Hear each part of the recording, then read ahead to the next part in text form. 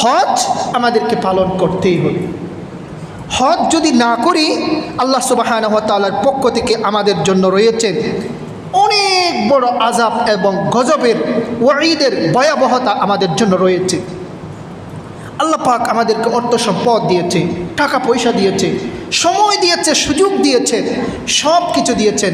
সেই রবের যদি আমরা ফরজ যদি আমরা আদায় না করি, আল্লাহ রসুল সাল্লাল্লাহু আলাইহি ওয়াসাল্লাম আমাদেরকে বলেছেন, যে ব্যক্তি কোনো প্রকাশ্য প্রয়োজন বা অত্যাচারী শাসক কিংবা আবদ্ধকারী অসুস্থতা বাধা যদি কারো যদি না থাকে, তাহলে ওই ব্যক্তি যদি হজ না করে যদি দুনিয়া থেকে বিদায় নিয়ে যায়, সেই ব্যক্তি ইয়াহুদিয়ান আও নাসরানিয়ান, সে ব্যক্তি ইহুদি অথবা নাসারা হয়ে, ইহুদি অথবা খ্রিস্টান হয়ে সে দুনিয়া থেকে বিদায় নিয়ে গেল।